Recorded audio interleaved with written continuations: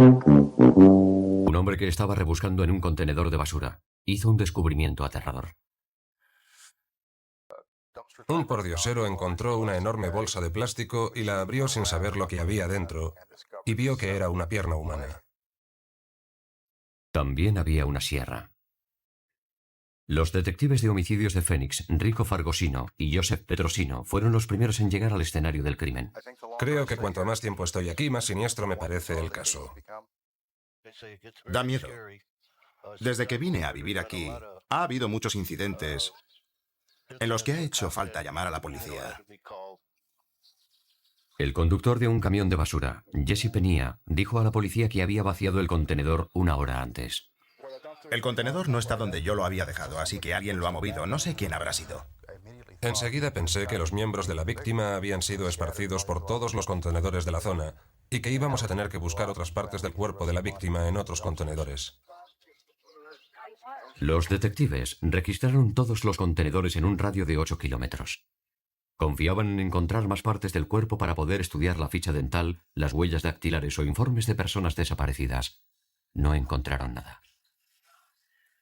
Aunque no había material suficiente para hacer una autopsia completa, el médico forense determinó que la pierna correspondía a un hombre blanco de unos 30 o 40 años de edad. La presencia de cicatrices en la rodilla indican que se trata de una persona que ha sufrido algún golpe o una operación. En este caso eran cicatrices quirúrgicas. Había pasado por una intervención en la rodilla. Inicialmente, los investigadores creyeron que las cicatrices iban a servir para identificar a la víctima hasta que se enteraron de que las intervenciones de rodilla son muy comunes. Analizamos el músculo del muslo y a la hora de buscar un posible consumo de drogas, encontramos unos niveles muy altos de metanfetaminas o speed y grandes cantidades de pequeñas trazas de su principal metabolito, anfetamina. Una posible indicación de que el incidente estaba relacionado con las drogas. El Dr. King aseguró que la víctima ya estaba muerta cuando le seccionaron la pierna. La relativa ausencia de sangre en la pierna indicaba que había sido amputada después de la muerte, cuando ya se había detenido la circulación sanguínea en el cuerpo. Estaba claro que no era una pierna enferma, y tampoco había signos de que fuera consecuencia de un accidente, como un accidente industrial. La causa exacta de la muerte no era posible determinarla con tan solo una pierna, así que lo clasificamos como un homicidio con violencia. La víctima había sido asesinada. Un antropólogo midió el fémur, el hueso más largo del cuerpo humano, y calculó que la víctima debía tener 1,80 de estatura. Entre los informes de personas desaparecidas no había ningún hombre blanco de 30 a 40 años, 1,80 de estatura y posiblemente consumidor de metanfetaminas. Las metanfetaminas son una droga ilegal, un estimulante comúnmente conocido como speed o crack. Hacia mediados de los 90, las autoridades dijeron que los narcotraficantes mexicanos estaban introduciendo grandes cantidades de droga en Arizona. La metanfetamina superaba a la cocaína como la droga con más adictos, según la estadística de los centros antidroga de Arizona. Con el aumento en el uso de la anfetamina, también aumentó el número de personas dedicadas a su fabricación y distribución. Varios días después de ser encontrado el miembro, los investigadores recibieron una llamada sobre un traficante de metanfetaminas desaparecido. La policía confiaba en que fuera la oportunidad que buscaban. La policía de Phoenix, Arizona, se enfrentaba a una tarea prácticamente imposible: encontrar a un asesino suelto en la ciudad y sin más prueba que una pierna. Los análisis forenses revelaron que el individuo era un hombre blanco de entre 30 y 40 años y 1,80 de estatura. Poco después de completar los análisis, una mujer llamó a la central de policía preguntando cómo se rellenaba el impreso para notificar la desaparición de una persona. Dijo que su novio no había regresado a casa. Ya lleva varios días desaparecido. ¿Qué hago para rellenar un impreso de personas desaparecidas? Llevaba zapatillas y pantalones cortos. Dijo que a veces se marchaba, se iba a Las Vegas y se quedaba allí un par de días, pero que siempre volvía y que siempre respondía a los mensajes telefónicos, pero que esta vez no había sido así. La mujer dijo que su novio era Norman Close y a primera vista respondía al perfil. Close tenía 32 años, medía 1,80. Estaba operado de una rodilla y era traficante de metanfetaminas. Era un hombre muy abierto y sociable. Tenía muchos amigos en el valle. Nadie dijo nunca nada malo de él, que yo recuerde. Aunque Norman Close caía bien a la gente, Sin duda también tenía enemigos. Quiero que se tome su tiempo. Mire las fotos detenidamente y nos diga lo que piensa. Le haremos unas preguntas. Patricia, la novia de Klaus, identificó la cicatriz de la rodilla y las zapatillas y los calcetines como los que normalmente usaba Norman. Pero los investigadores querían estar seguros de la identificación, de modo que recurrieron a la prueba de ADN. Si se pensaba que la pierna podía pertenecer a Norman Klaus, busquemos a sus padres y comprobemos su ADN. Puesto que la mitad de nuestro ADN procede de nuestra madre y la otra mitad de nuestro padre, habría sido muy sencillo determinar si la pierna era de Norman comparando su ADN con el de sus padres. Pero cuando los detectives supieron que Norman era adoptado, comprendieron que eso sería imposible. Los científicos confiaban en encontrar otra forma de conseguir una identificación. Al investigar el pasado de Klaus, la policía descubrió que había donado uno de sus riñones a su hermana pequeña. Sin muchas esperanzas, la policía se puso en contacto con el hospital de Houston, Texas, en el que se había realizado el trasplante. Rutinariamente se toman muestras de células de los posibles donantes para asegurarse de que el receptor no rechaza el órgano. Por suerte para los investigadores, el hospital de Houston mantenía la política de conservar las muestras de células durante 100 años. Por fin, sería posible hacer una prueba de ADN. Esta autorradiografía muestra el ADN del músculo de la pierna comparado con las células de Norman Klaus que se habían obtenido. La interpretación de las autorradiografías es muy sencilla. Se trata de comparar las muestras. Cuando uno mira las muestras de ADN, la pregunta que surge es: ¿coinciden ambas? ¿Están orientadas igual? ¿Aparecen en el mismo lugar en las autorradiografías? Es muy fácil y sencillo de interpretar. La pierna o el músculo de la pierna pertenecía a Norman Klaus. Nunca había tenido un caso de ADN en el que se diera una coincidencia tan precisa. Me quedé entusiasmado cuando lo vi e inmediatamente informé a su familia en Texas. Ahora que la policía había identificado a la víctima, el objetivo era identificar al asesino. Me preocupaba pensar que podía haber alguien por ahí que había perdido la cabeza y podía causar muchos problemas a la policía de Phoenix. La policía empezó a interrogar a los amigos de Norman para averiguar cuál había sido su paradero en los últimos días. La novia de Norman, Patricia, fue la que más colaboró. Nos dijo que Norman tenía un extenso pasado como cocinero de metanfetaminas. Una de las últimas personas que probablemente había visto era su socio, que también era cocinero de metanfetaminas, llamado Graham King. Los dos habían sido amigos durante mucho tiempo, pero habían tenido roces recientemente y se habían convertido en rivales dentro del mundo de la droga. Los detectives encontraron el coche de Norman Klaus a tan solo una manzana de la casa de King. Con una orden de registro, los detectives intentaron buscar una forma segura de registrar la casa de King, que era una fortaleza. 2 terribles Rottweilers vigilaban el jardín trasero. Se montaron cámaras fuera para seguir los pasos de King en cualquier punto de la propiedad. También había tiradores apostados de forma que cubrían hasta el último rincón de la casa. Las puertas y las ventanas fueron reforzadas. Solo con un bulldozer se podía entrar en aquella fortaleza. Y por supuesto, como fabricante de drogas, eso le daría tiempo para deshacerse de muchas pruebas. La policía esperó a que King saliera hacia su coche antes de enseñarle la orden de registro. Una vez dentro, los investigadores descubrieron un arsenal. Coleccionaba armas, todo tipo de armas, armas de fuego, ballestas, cuchillos de lanzar y navajas, todo escondido dentro de la casa. También había escondrijos y grietas especiales para colocar las armas. En su cama, en las paredes, detrás de las puertas, tenía todas las armas que se pueda uno imaginar, desde armas de hace 400 años hasta las actuales. Los detectives también encontraron marihuana y metanfetaminas. Probablemente tomaba estos productos con más frecuencia de lo que debía. Es posible que le hubiera afectado a la cabeza. Y en la lavandería, los investigadores observaron que alguien, presumiblemente King, había pintado recientemente las paredes y el suelo. Se notaba que era pintura reciente. Olía mucho a pintura. También olía a lejía y a detergente para el suelo. Pero, ¿pudieron los investigadores averiguar si la lavandería había sido el escenario de un crimen o habían llegado demasiado tarde? La pintura había cubierto posibles pruebas. ¿O no? En la lavandería de la casa de Graham King, las paredes y el suelo habían sido pintados recientemente y la habitación había sido desinfectada. Bien King o una meticulosa ama de casa se había tomado muchas molestias para esconder algo.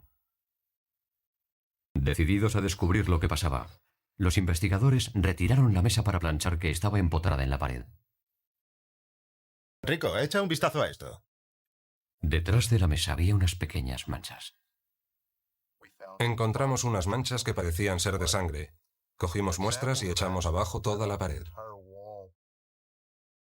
Las manchas fueron evaluadas con un Castle-Meyer que reacciona al componente de hierro que hay en la sangre. La prueba dio positivo. A pesar de los grandes esfuerzos por limpiar el lugar, aún se veían restos de sangre humana, cosa que delataba que allí había habido un importante derramamiento de sangre. El siguiente paso era determinar de quién era la sangre. El ADN de las pequeñas manchas de la pared se comparó con el ADN de los músculos de la pierna amputada. Coincidían. Vaya, esto reafirma mi creencia en el poder de la tecnología RFLP y de la tecnología del ADN.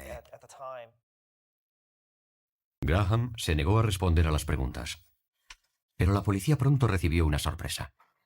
Una llamada telefónica de uno de los amigos de King, quien sospechaba que estaba metido en un juego sucio. Era Troy Killip, quien dijo que él estaba trabajando en el jardín trasero de Graham King cuando Norman Close entró en la casa. Pero nunca salió. Aunque no se le podía considerar un testigo ocular, era lo segundo mejor, alguien que lo había oído todo. Esta es la grabación de su declaración a la policía. Oí muchos gritos y forcejeos. Oí que alguien gritaba, «Pues mátame, mátame, mátame, joder». Le oí decir mi nombre, oí el disparo, lo oí todo. Oí el sonido de un hacha. No sé qué es lo que le hicieron porque no puedo visualizarlo, pero me basta con los ruidos y los gritos que oí y el hecho de que ya no salió de la casa. Troy Killip contó a la policía que esperó durante 1 hora y luego llamó a la puerta para recoger sus cosas. Me puse a dar golpes en la puerta de la casa y él retiró las barras de la puerta, que era de acero. Y salió y me dijo, «Pasa, pasa». Y al entrar noté un olor fuerte a detergente de pino por todas partes. Me di la vuelta y me marché. Killip también dijo que King y Close se habían puesto a discutir, pero que no se trataba de negocios, sino de una mujer. La novia de Graham King había tenido relaciones con Norman Close y posiblemente estaba embarazada de este último. Graham King se enteró y eso fue lo que, en mi opinión, motivó el crimen. Es una importante operación de drogas. Eso es lo que ocurre. Y a ese tipo le mataron porque se estaba tirando a la mujer del otro. Por eso le mataron. Fue la metanfetamina que la fabrican aquí mismo, en Phoenix. Graham King fue arrestado y acusado de homicidio en primer grado. A pesar de los resultados de la prueba de ADN y de la opinión del forense, quien mantenía que Norman Close ya estaba muerto cuando le amputaron la pierna, la novia de Norman, Patricia, se niega a creer que Norman esté muerto. Lo cual se hizo evidente cuando la entrevistamos. Norman no está muerto. Fue todo un montaje. Tengo la impresión de que no hay ninguna base de verdad. Por lo tanto, en conciencia, no puedo contribuir a una falsedad. Patricia cree que Norman fingió su propia muerte para evitar un enfrentamiento relacionado con la droga. Los fiscales se preparaban para el juicio y tenían otro reto: persuadir a su principal testigo de que testificara. Los fiscales creían que Norman Close había ido a casa de Graham King sin saber que éste estaba furioso por su relación con su novia. ¿Qué es lo que te pasa? ¿Ocurre algo? ¿De qué estás hablando? Entablaron una discusión. Vete al infierno. ¡Te voy a matar! Metió el cadáver en bolsas de basura. Más tarde tiró las bolsas en distintos contenedores por toda la ciudad. Aunque King pintó y desinfectó la lavandería, unas pequeñas manchas de sangre en la pared detrás de la mesa de la plancha fueron su perdición. Le faltó limpiar un pequeño trozo de pared en el que dejó pruebas de que allí se había producido un crimen. Tuvimos mucha suerte. Trabajamos mucho, pero por suerte ocurrieron cosas con las que no puedes contar en este trabajo. Y King tiró una pierna en un contenedor que estaba completamente vacío. Por desgracia para él, habían vaciado el contenedor como una hora antes de que él tirase la pierna dentro. De lo contrario, nunca hubiéramos encontrado a Norman Close. Seguiría siendo una persona desaparecida. Ninguna de las restantes partes del cuerpo de Close fue encontrada. Este caso requería una amplia variedad de técnicas forenses. La antropología determinó la estatura de la víctima. La toxicología encontró la metanfetamina. Las pruebas de ADN coincidieron con las células de tejido de la víctima que habían estado almacenadas durante 10 años. Finalmente, la prueba Castle-Meyer identificó lo que el asesino no había visto. Una pequeña mancha de sangre detrás de la mesa de la plancha, que la prueba de ADN confirmó que era de Close. Pasamos de no saber cómo íbamos a sacar el caso con tan solo una pierna a poder demostrarlo con certeza médica y testimonial. En un futuro no muy lejano, la prueba de ADN en una sola gota de sangre podrá identificar cosas como el género de la víctima, el color del pelo y de los ojos, la estatura, el peso y la etnia. Antes del juicio, los fiscales se encontraron con una dificultad cuando su testigo, Troy Killip, se negó a testificar diciendo que temía por su vida. No estoy dispuesto a ir a ningún juzgado ni a ninguna parte. Esos tipos ganaron $3,5 millones el año pasado. Y me da miedo que ese tío se vuelva loco y venga por mí porque tiene dinero para hacer lo que le dé la gana. De modo que los fiscales llegaron a un acuerdo con Graham King. Le propuse un trato, porque esa gente le tenía miedo a Graham King. King accedió a declararse culpable de homicidio en segundo grado, que suponía una sentencia de 20 años en una cárcel de máxima seguridad, en lugar de ir a juicio y arriesgarse a la pena de muerte. Fue un buen trato para él, la mejor operación de su vida. 20 años, no será tan viejo cuando salga. Desde luego no para alguien que fabrica metanfetaminas y mata a gente. Me preocupa mucho que Graham King sea puesto en libertad y creo que será una amenaza para la sociedad y que volverá a matar. Este es uno de esos casos que nunca olvido. Y siempre que doy charlas sobre ácido desoxirribonucleico en universidades y otros sitios, hablo de él. El ADN fue decisivo en esta investigación. Sin él nunca habríamos resuelto el caso. Pero incluso ahora, 10 años más tarde, la novia de Norman Close sigue sin aceptar los resultados forenses. Continúa creyendo que Norman fingió su propia muerte y que algún día volverá. Hola, deja tu mensaje al oír la señal y Norman y yo te devolveremos la llamada. Muchas gracias, adiós. Esta tranquila casa de Dios es la Iglesia de Presbiterianos Unidos. Todos los domingos por la mañana abre sus puertas a los fieles de Wolsey, Dakota del Sur. El pueblo no es más que unas pocas calles sin asfaltar a la salida de la carretera 14 y algunas granjas esparcidas por una ventosa pradera. El pastor de esta congregación era el reverendo Bill Guthrie, que vivía con su esposa Sharon en la casa parroquial junto a la iglesia. Era un pastor extraordinario. Era un hombre que conocía muy bien la Biblia. Sharon Guthrie ayudaba a su marido en las tareas de la iglesia. Atendía a los niños. Antes del sermón les contaba un cuento y les daba unos caramelos para que volvieran a sentarse en su sitio. Los Guthrie estaban muy ilusionados con la boda de su segunda hija, Gina Lou, pero Sharon Guthrie no viviría para ver ese día. Justo después del amanecer del 14 de diciembre de 1999, el reverendo Guthrie pidió una ambulancia. Había encontrado a su mujer inconsciente en la bañera. Cuando llegaron las asistencias, le hicieron un masaje cardíaco y consiguieron que su corazón volviera a latir.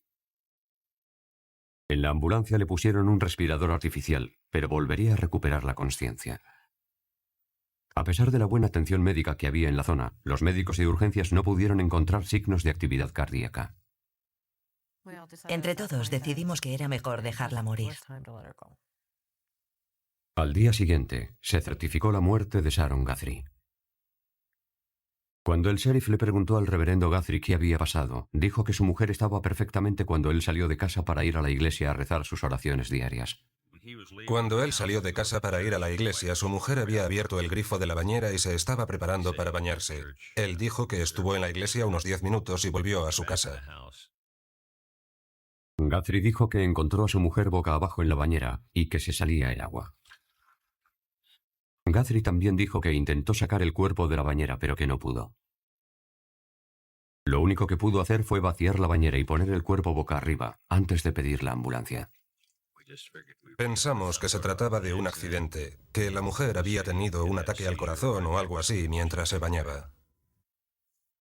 El doctor Brad Randall realizó la autopsia y no encontró signos de trauma o enfermedad. Afortunadamente, los enfermeros de urgencias habían tomado muestras de sangre nada más llegar al hospital, para ser analizadas por el patólogo.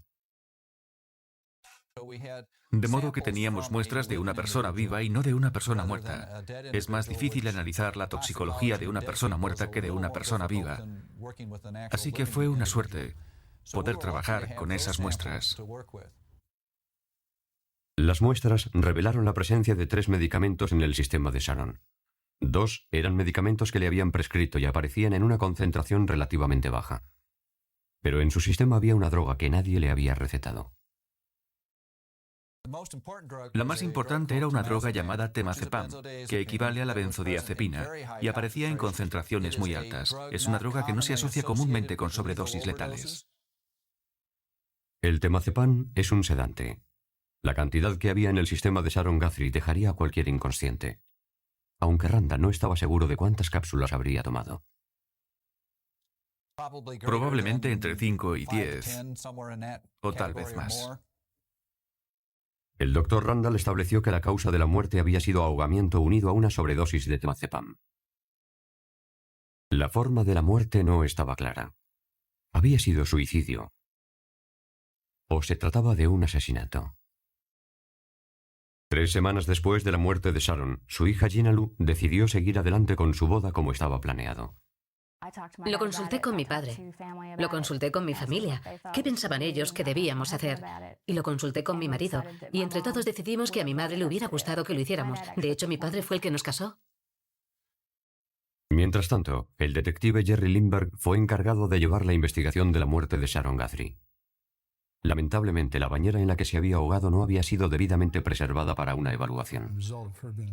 Como aún estaba viva y fue llevada a un hospital fuera de la ciudad, la casa quedó abierta y muchas pruebas fueron destruidas porque entró mucha gente, habían ido muchos buenos vecinos y todo eso. Pero los investigadores descubrieron de dónde procedía el temazepam encontrado en el sistema de Sharon. Un médico se lo había recetado a su marido, Bill. Bill Guthrie sospechaba que su mujer había tomado las pastillas estando sonámbula. Pero ninguna de las 3 hijas recordaba que su madre fuera sonámbula. Los investigadores encontraron algo sospechoso. Unas semanas antes de la muerte de Sharon, Bill Guthrie presentó la receta original del temazepam en una farmacia y después fue a otra diciendo que había perdido la receta y compró un segundo frasco. Otra inconsistencia era la ropa de Bill en la mañana de la muerte de Sharon. Bill le dijo al sheriff que había intentado sacar a su mujer de la bañera cuando la encontró. Sin embargo, los testigos dijeron que su ropa estaba completamente seca cuando llegó la ambulancia. Estaba seco. Si estás un rato intentando sacar a alguien del agua, seguro que te mojas.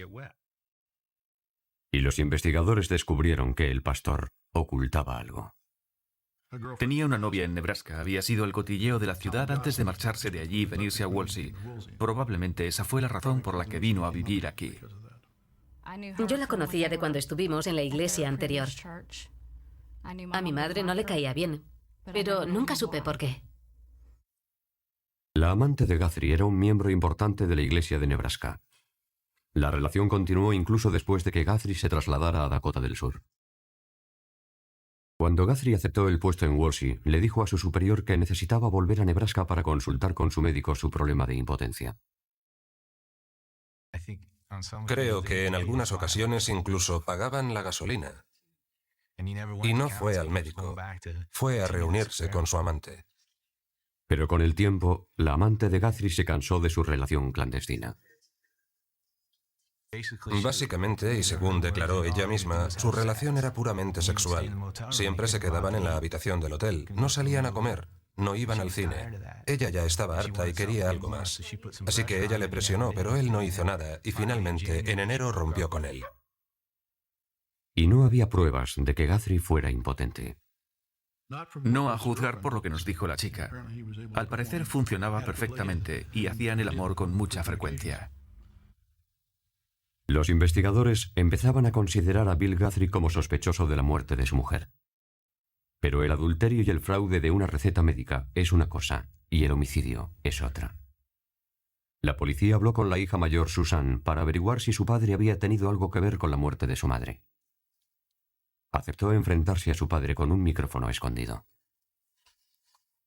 Pensé que a lo mejor, como hija, podía pedirle que fuera sincero conmigo. Necesito que me digas la verdad. Bueno, pregunta. ¿Tuviste una aventura? No, ¿de dónde has sacado eso? Lo dice todo el mundo, papá. Saben mucho de ti, papá. Necesito que me digas la verdad de toda esta historia. Yo estoy de tu lado. No puedo creer que hayas hecho lo que has hecho. ¿Qué es lo que crees que he hecho? Dicen que tú mataste a mamá. Ha desaparecido una medicina. Yo no sé nada de ninguna medicina desaparecida. Y lo negó todo. Desde lo de su aventura hasta lo de la medicina. A finales de julio, los investigadores confiscaron el ordenador de la iglesia para ver los correos electrónicos entre el pastor y su amante de Nebraska.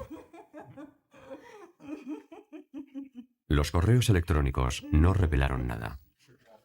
Pero la policía se preguntaba si tal vez había información oculta en el disco duro del ordenador. Para averiguarlo, recurrieron a un experto en el campo de informática forense. Después del extraño ahogamiento de Sharon Guthrie, la policía confiscó el ordenador de Guthrie para ver si en él había alguna posible prueba. Judd Robbins es un experto en informática forense. Dice que la mayoría de nosotros sabemos muy poco sobre el funcionamiento de los ordenadores. El error más común es creer que se pueden borrar datos pidiendo a tu programa o a tu sistema operativo que los borre, y que se borran. Pero no es así. Eso es porque pulsar la tecla de borrar solo marca los datos y la memoria que ocupan como disponible para ser utilizado en el futuro. En ese espacio quedan restos de la información. En un sistema informático siempre quedan rastros del uso que se hace de él. Esos datos pueden tener un enorme valor si conseguimos acceder a ellos antes de que ese espacio sea requerido, sobrescrito o reutilizado por otro archivo. El rastro de la información que se procesa en el ordenador también puede mostrarnos cuándo se ha creado un nuevo archivo, se ha descargado o se ha editado. Robbins utilizó un software especial para buscar algo que estuviera relacionado con el temazepam. Descubrió que se habían hecho muchas búsquedas en Internet sobre pastillas para dormir un mes antes de la muerte de Sharon. Además, alguien había bajado numerosos artículos sobre el temazepam, el fármaco que se encontró en el sistema de Sharon. El temazepam es el único medicamento para dormir que viene en forma de cápsulas que se pueden abrir y sacar el polvo que lleva dentro. Es muy fácil abrirlas y echar el polvo en alguna bebida. Y Robbins encontró más información en el disco duro que le pareció que podría ser muy valiosa. Yo no sabía exactamente cómo y cuándo murió, así que llamé a Mike y se lo pregunté. Yo le dije, ¿por qué? Y me dijo, bueno, parece que aquí hay mucha información sobre accidentes en bañeras. Entonces le dije que se había ahogado en una bañera. Las búsquedas se hicieron un mes antes de morir Sharon, y la última databa del 27 de abril. Las búsquedas se hicieron en abril y ella murió en mayo. El 29 de abril, Guthrie le pidió al médico una receta de temazepam, fármaco que compró en 2 farmacias diferentes. Las recetas volvieron a utilizarse el 12 y el 13 de mayo. El 14 de mayo, Sharon Guthrie se ahogó en su bañera con una fuerte sobredosis de temazepam. Basándose en las pruebas del ordenador, Bill Guthrie fue detenido y acusado de homicidio. La fiscalía sostenía que Guthrie quería deshacerse de su mujer, pero temía que un divorcio pusiera en peligro su posición de pastor. Entonces, buscó la forma de hacer que su muerte pareciera un accidente. Probablemente lo hizo poniendo una sobredosis de sedantes en su bebida favorita, el batido de chocolate. Lo tomaba todos los días. Le encantaba. Siempre tomaba batido de chocolate. Le gustaba mucho. Los fiscales creían que en la mañana de su muerte, Bill Guthrie había puesto temazepam en el batido de chocolate de su mujer y se lo dio en la cama antes de irse a la iglesia. Cuando el sedante le hizo efecto, metió a su mujer medio inconsciente en la bañera, la llenó de agua y dejó que se ahogara. Yo creo que teníamos un caso muy sólido, pero todas las pruebas eran circunstanciales. Gina Lou Simpson seguía convencida de que su padre no era un asesino. Dijo que su madre tomó una sobredosis de Benadryl, una medicina para la alergia, unas semanas antes y que necesitaba atención médica. Yo creo que fue un accidente. Creo que ya había tomado Benadryl antes y algunas hierbas. Yo creo que probablemente volvió a hacerlo para llamar la atención. La gente que antes ocupaba los bancos de la iglesia para oír los sermones de Bill Guthrie, ahora ocupaba los bancos del juzgado del condado de Biddle. Estaba lleno todos los días. Algunos iban a las 7 de la mañana para tener asiento. El fiscal Mike Moore estaba seguro del caso. Pero de pronto Moore se llevó la gran sorpresa. La defensa presentó una nota suicida escrita por Sharon Guthrie. En el juicio, Bill declaró que unas semanas después de la muerte de su mujer había encontrado una nota suicida de Sharon. Por alguna razón inexplicable, la nota estaba escondida en un misal en el despacho parroquial. Te vienen muchas cosas a la cabeza. Estás disgustado y perplejo. La nota estaba escrita en ordenador, pero no estaba firmada.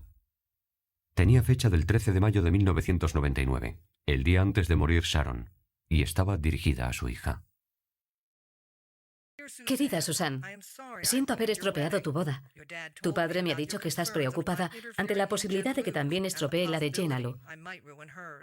Yo no estaré allí, así que despreocúpate. Lo entenderás cuando haya pasado la boda. Os quiero a todos, mamá. La nota hacía referencia a un pequeño incidente ocurrido en la boda de Susan años antes. El fiscal Mike Moore pidió al experto en informática forense, Judd Robbins, que volviera a examinar el disco duro del ordenador de la iglesia para ver si había alguna nota suicida. Pero no encontró nada. La experta en huellas, Cindy Orton, analizó la nota utilizando un producto llamado nidrina. Cuando alguien escribe una nota suicida y realmente está decidido a suicidarse, tiende a sudar.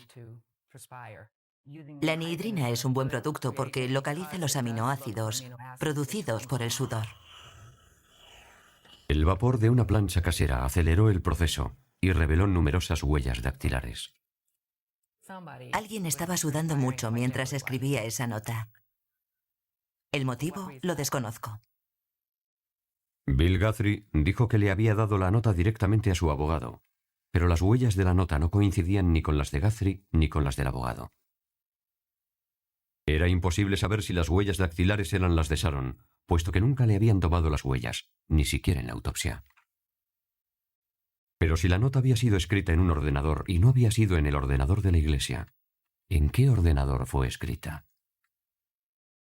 La policía descubrió que Guthrie tenía un segundo ordenador que había regalado a su hija y a su yerno poco antes del juicio. El ordenador fue entregado a la fiscalía.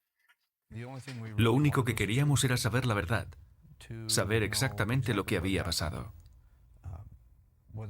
Demostrar su inocencia o su culpabilidad dependía de ellos. Judd Robbins examinó el disco duro del segundo ordenador. En él, Robbins encontró un archivo con el título de Sharon. El texto principal estaba borrado, pero se veía la última frase de la nota suicida y tenía la misma fecha. 13 de mayo. Ambos documentos tenían el mismo error tipográfico. No había espacio entre la coma y el año. Los márgenes eran los mismos, las fuentes eran las mismas y las palabras también. El archivo había sido creado en agosto, 3 meses después de la muerte de Sharon. Robbins también encontró pruebas de que la nota había sido escrita por Bill Guthrie. La nota suicida había sido un documento creado junto o sobre varios de sus sermones del mes de agosto. Así que pude deducir la fecha y hora, comparando cada modificación que hacía en los sermones con cada modificación que hacía en la nota. Creo que entonces comprendí que sí había hecho algo, que la nota la había escrito él y que era culpable.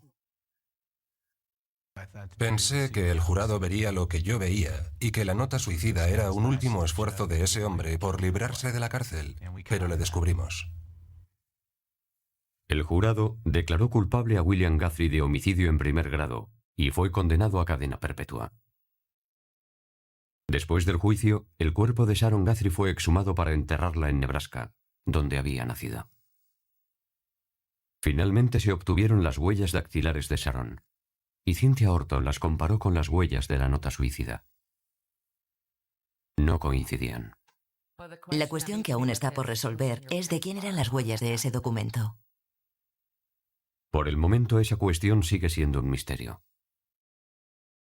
Susan cree que su padre es culpable, pero, a pesar de las pruebas forenses, su hermana Gina Lou cree que su padre es inocente y mantiene contacto con él a través de cartas y llamadas telefónicas.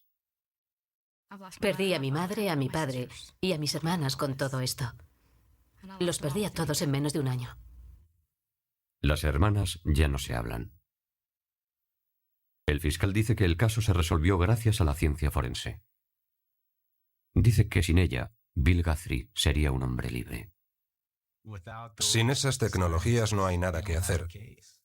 Si no tienes un patólogo que encuentre las drogas y no tienes un experto en informática que encuentre datos en el ordenador, no puedes hacer nada. La autovía 476 es una de las carreteras que une Filadelfia con los barrios residenciales. Cientos de miles de personas se desplazan por ella todos los días. El 20 de junio de 1996, a las 2 de la madrugada, los enfermeros de una ambulancia que no estaba en servicio vieron un coche abandonado en una salida de la 476. El motor estaba en marcha, las luces puestas, la radio a todo volumen y la puerta del conductor estaba abierta pero no había nadie dentro. Había una llave de tuerca delante del coche. Encontré algo de sangre delante del coche y una piedra manchada de sangre. Y también parecía que había sangre en el parachoques. Más tarde, entendimos por qué había sangre delante del coche. Comprendimos que hubo alguien tirado en el suelo durante un rato delante del coche. Todo parecía indicar que la víctima había sido agredida violentamente y con mucha rapidez. Es decir, que después de golpearla brutalmente, se la llevaron enseguida a otra parte. La víctima no estuvo allí mucho tiempo. Junto al coche había una huella de neumático que fue fotografiada para analizarla.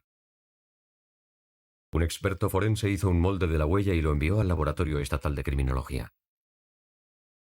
El coche estaba registrado a nombre de Gail Willard, pero esa noche lo iba conduciendo su hija, Amy Willard, de 22 años, campeona de fútbol y de lacrosse de la Universidad George Mason de Virginia.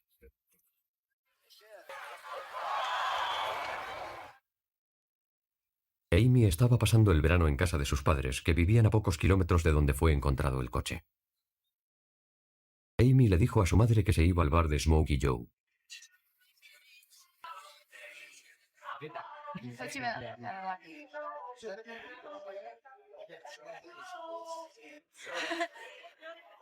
Y sus amigos dijeron que Amy salió del bar sola a la 1:30 de la madrugada.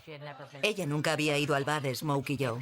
Cuando venía a casa casi nunca salía a reunirse con sus amigos porque quería aprovechar el tiempo para estar con nosotros. Cuando venía de vacaciones se quedaba aquí en casa y hacíamos cosas juntos. Los daños del vehículo llevaron a la policía a pensar que Amy podría haber sido víctima de un asaltador de coches. Había un golpe en el parachoques trasero que no estaba cuando se fue Amy. Me fijé porque era mi coche y yo conocía muy bien mi coche. Y se lo comenté a la policía. Probablemente todo ocurrió en el semáforo que hay en esa salida de la 476. Ahí hay un semáforo. Yo creo que ahí es donde debió producirse el golpe, e inmediatamente se echó a un lado y se bajó del coche para ver lo que había ocurrido. A la mañana siguiente, a unos 500 metros de donde había aparecido el coche de Amy, la policía encontró unas bragas y unas zapatillas de deporte. Me lo trajeron para que lo identificara. Y sin duda las dos cosas eran de Amy, eran de ella. Las bragas estaban manchadas de barro, pero no estaban húmedas. Estaban secas, al igual que las zapatillas. Mi impresión fue que llevaron esas cosas allí cuando dejó de llover. Es decir, después de que encontrásemos el coche. Eso significaba que el asaltante regresó al lugar del crimen para deshacerse de esos artículos. Los detectives visionaron las cintas de vigilancia de las tiendas y cajeros próximos al bar de Smokey Joe, pero Amy no se había detenido en ninguno de esos sitios. De pronto, una pista inesperada cayó directamente en manos de la policía. Ha aparecido el coche de Amy Willard, abandonado en una salida de la autopista 476. Después de la desaparición de Amy Willard, la policía pidió a los ciudadanos que si alguien podía darles alguna información, no dudaran en hacerlo. Uno de los que respondió fue Andrew Kovac, de 22 años, quien dijo que había pasado por la 476 la noche en que Amy había desaparecido y que había visto algo sospechoso cerca del coche de Amy. La policía conocía a Kovac. Años antes había sido acusado de suplantar a un agente de policía. La policía dice que Kovac conectaba la sirena, ordenaba al conductor que se detuviera y le enseñaba una placa. Alguien le denunció, pero no se presentaron cargos. Inmediatamente Kovac se convirtió en sospechoso, pues los investigadores pensaban que podría haber hecho lo mismo con Amy Willard. El hecho de que regresara a la escena del crimen es una característica muy frecuente en las personas que han cometido un crimen y saben que están siendo investigadas. Tal vez por curiosidad o por algún otro motivo, vuelven al lugar del crimen para tomar el pulso a la situación. Menos de 24 horas después de la desaparición de Amy Willard, unos niños que jugaban en un solar abandonado de la zona norte de Filadelfia encontraron el cuerpo desnudo de una mujer.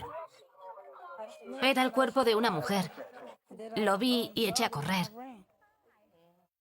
Tenía un logotipo de Nike tatuado en un tobillo que los padres de Amy identificaron. Ese fue el día más duro de todos, no saber dónde estaba. Casi me sentí aliviada cuando encontraron su cuerpo en Filadelfia. Era como recuperarla. Podíamos ayudar a descubrir qué era lo que le había pasado. Nadie podía devolverle la vida, pero al menos la tenía conmigo. La autopsia reveló que la mujer de 1,60 de estatura y 42 kilos había muerto de múltiples lesiones en la cabeza y la cara. El médico forense estimó la hora de la muerte en las 7 de la mañana, unas 5 horas después de haber desaparecido. No fue un crimen pasional, un crimen entre dos personas que se conocían. El asesino era alguien que la había seguido, la había acosado, la había agredido y la había matado. Luego fue a otro lugar donde dejó las pruebas para despistar a la policía. El forense determinó que Amy había sido violada. El semen del asesino encontrado en la víctima fue enviado al laboratorio forense para obtener su ADN. Teníamos la huella genética del asesino. Y solo necesitábamos identificarlo.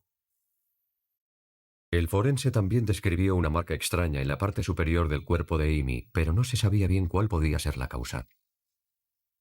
Mientras tanto, los expertos forenses completaron su análisis de las huellas de neumáticos encontradas en el escenario del crimen. Correspondían a neumáticos Firestone 440 de 33 centímetros que a menudo llevan los coches utilitarios. El automóvil de Andrew Kovac no tenía esos neumáticos y el registro de su casa no dio ningún resultado. Kovac fue eliminado oficialmente como sospechoso al no coincidir su perfil de ADN con el del semen encontrado en el cuerpo de la víctima. Sin tener más datos, la pista del asesino se enfrió. Pero un año después de la muerte de Amy Willard, Patty Jordan, de 19 años, informó a la policía que habían intentado asaltarla en el coche. Dijo que un hombre la había seguido al salir de un club nocturno. Y al semáforo siguiente, él se detuvo y yo no. Entonces fue cuando me dio el golpe. Yo seguí, pero él me indicó que me echase a un lado. Yo le dije, me ha dado. Y él decía, échate a un lado, échate a un lado. Y la luz se puso verde. Yo seguí adelante y puse las luces largas para ver el número de su matrícula. Así es como lo conseguí. Afortunadamente, Patty recordó de memoria la matrícula de su coche. El vehículo estaba registrado a nombre de Arthur Bomar, de 38 años. 20 años antes, en 1978, Bomar había sido juzgado por homicidio en segundo grado en Nevada y había sido condenado a cadena perpetua. Increíblemente había sido puesto en libertad condicional después de solo haber cumplido 11 años. No puedo entender cómo pudieron dejarle en libertad condicional en un estado como Pensilvania. Permítame que le diga una cosa. Hay personas que nunca se rehabilitan y por mucho que se haga por ellas, nunca cambiarán. Y Arthur Bomar es una de esas personas.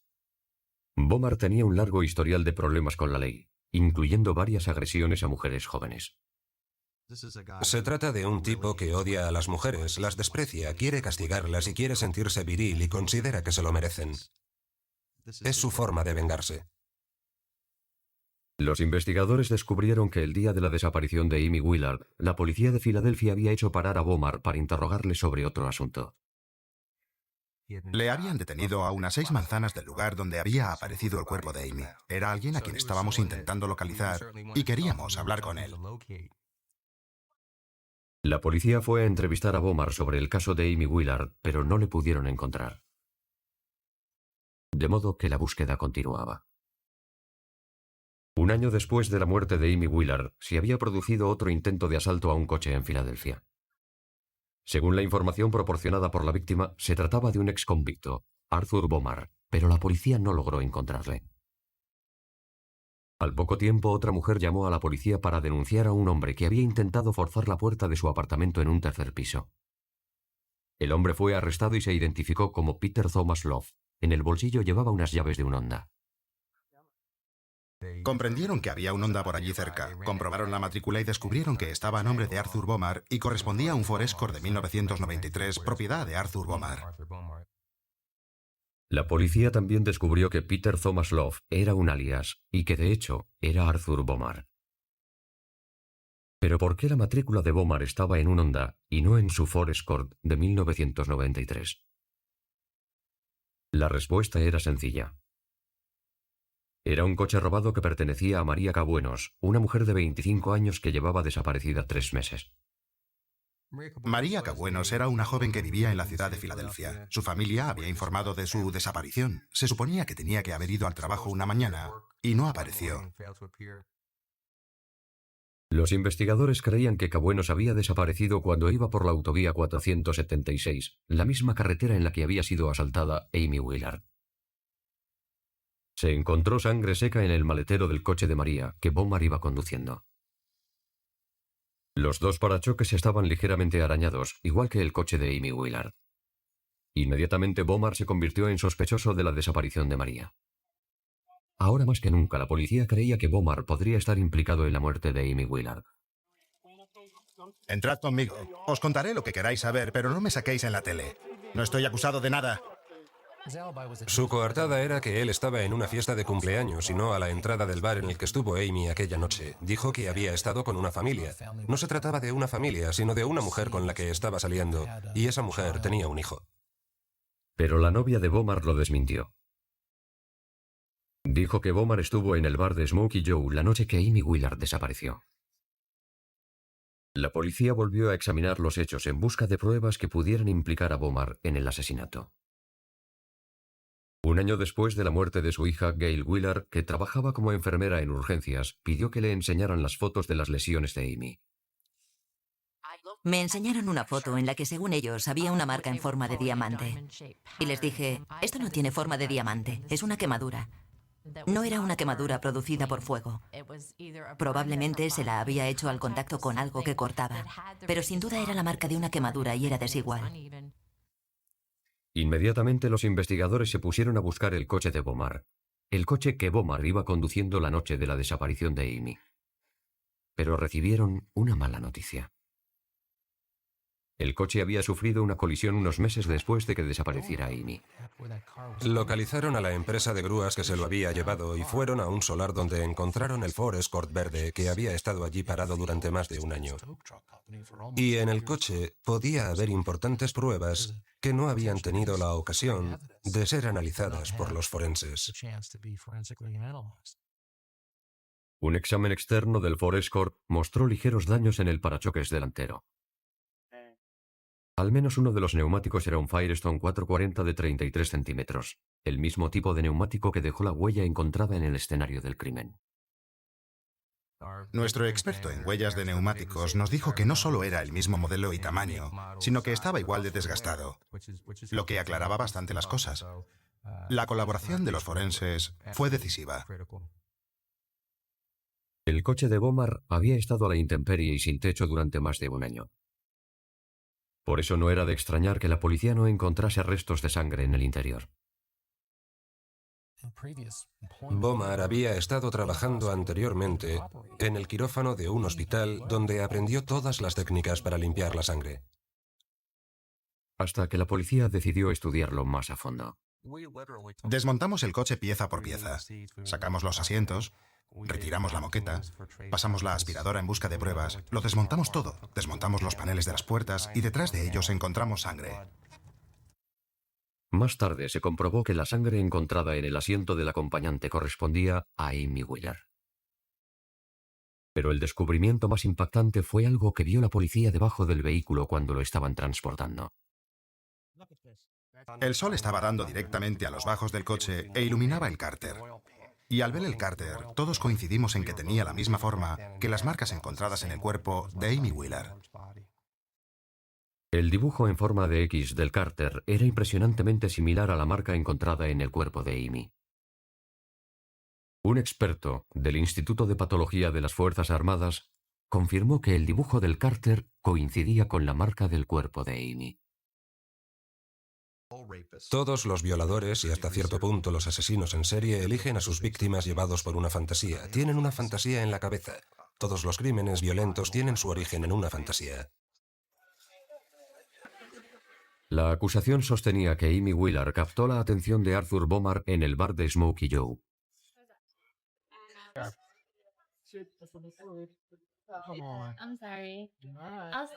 Al salir de allí, Bomar la siguió por la autovía 476 camino de su casa. Cuando Amy estaba a punto de salir de la autovía, según la acusación, Bomar chocó contra el coche de ella obligándola a echarse a un lado. El choque dejó marcas en los parachoques de ambos vehículos. Cuando ella se bajó del coche, Bomar la golpeó con una llave de tuerca, cosa que provocó las salpicaduras de sangre en el parachoques. Entonces la arrastró hasta su coche y a donde la llevó después. Nadie lo sabe. Pero las pruebas forenses muestran claramente que el neumático Firestone de Bomar había dejado una huella en el escenario del crimen. Y que Bomar atropelló a Amy con su vehículo quemándole la piel y dejándole una marca del cárter en el torso. Después dejó el cuerpo en un solar abandonado y regresó al escenario del crimen para deshacerse de las cosas de Amy. Irónicamente, el mismo Bomar proporcionó la prueba más incriminatoria. El semen encontrado en el cuerpo de Amy coincidía con el perfil de ADN de Arthur Bomar.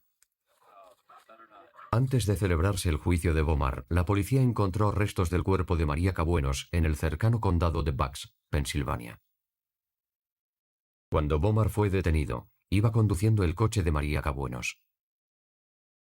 El cuerpo de María fue hallado a unos 35 kilómetros de la casa de Arthur Bomar, que estaba situada a 50 kilómetros del lugar donde Amy fue secuestrada. Al igual que Amy, María murió a causa de los golpes producidos con un objeto contundente. Sé que él sigue siendo sospechoso de la desaparición y asesinato de María Cabuenos. Es del dominio público. Las autoridades miran a otro lado, pero la verdad es que no debería decir más.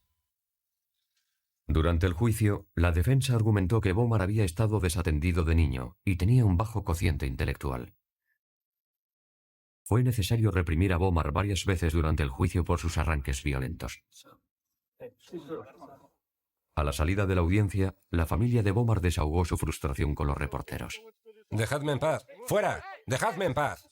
Su hermanastro y su madre lanzaron insultos contra los reporteros que cubrían la noticia. ¿Qué hace? ¡Quieta, señora! ¡Señora, por favor! Arthur Bomar fue declarado culpable de violación y homicidio en primer grado y fue sentenciado a muerte. ¿Cómo reaccionó Bomar? Cuando le condenaron y le sentenciaron a muerte, se dio la vuelta y me amenazó sacando el dedo corazón y diciéndome que la jodan a usted y a sus 2 hijos.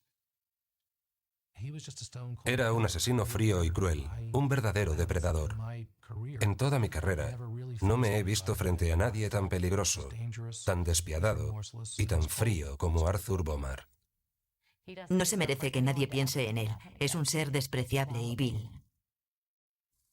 Yo creo que sin el ADN, sin la huella del neumático y sin la huella del cárter, habría sido muy difícil conseguir el éxito que obtuvimos. A sus 33 años, Michelle Baker se disponía a iniciar una nueva vida, casarse y formar una familia. Sus sueños se hicieron realidad cuando una amiga suya le presentó a un joven médico, de voz suave, recién llegado a la ciudad, el doctor Maynard Mutchen II. Me sentía la mujer más feliz del mundo. Él era el sueño de toda mujer. Era un médico excelente y además era muy atractivo. Michelle era bombero y enfermera, y ambos compartían el interés en los servicios de urgencias. Mutchen también tenía 33 años. Los dos eran divorciados y se sintieron atraídos mutuamente nada más conocerse. Al cabo de un mes, el doctor Mutchen se instaló en la pequeña casa de Michelle situada en Haber Heights, Ohio. La pareja pasaba los fines de semana cuidando de los 2 hijos de Maynard de un matrimonio anterior. Y pronto, Michelle recibió una buena noticia. Iba a tener un niño. Me dijo, nos casaremos en Key West, descalzos en la playa al ponerse el sol, y me pareció maravilloso. Entonces se fueron a Florida. Pero la misma noche en que llegaron, Maynard cambió de idea y le pidió a Michelle que retrasaran la boda para que pudiera asistir su familia. Me quedé hundida, pero comprendí que si él lo quería así, tenía que respetar sus deseos. Aquella misma noche fueron al Hard Rock Café, pero nada más salir de allí, Michelle empezó a sentir retortijones y a sangrar un poco.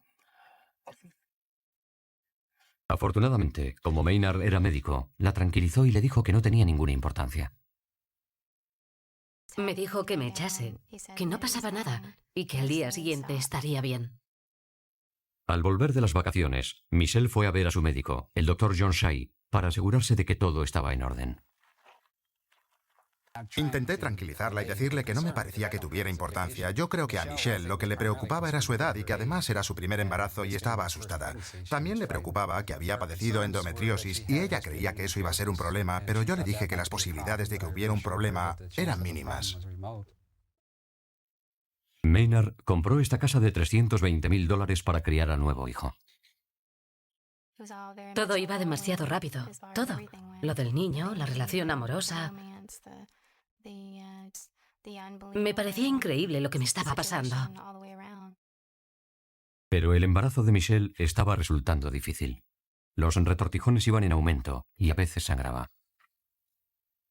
Como ni el médico de Michelle ni su prometido sabían cuál podía ser la causa de sus males, ella se dedicó a investigar por su cuenta e hizo su propio diagnóstico. Era una enfermedad tan extraña que los profesionales de la medicina apenas podían creerlo. Aunque Michelle Baker y el doctor Maynard Mutchen estaban esperando un niño y tenían el plan de casarse, Maynard dijo que había algo que amenazaba ese plan. Admitió que aún se sentía atraído por su anterior novia, Tammy Erwin, a pesar de su tormentoso pasado. Contaste a todo el mundo cosas horribles de ella y el tipo de persona que era, y dices que sigues sintiendo algo por ella. Durante el fin de semana del 4 de julio del año 2000, Michelle decidió quedarse en casa mientras Maynard se iba a pescar con un amigo a un lugar que estaba a 1 hora de distancia.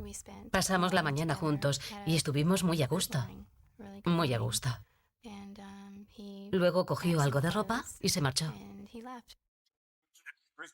Y ahora pasemos a las peticiones. Desde Haber Heights. Hola, ¿qué disco quieres que pongamos? Me preguntaba si podría...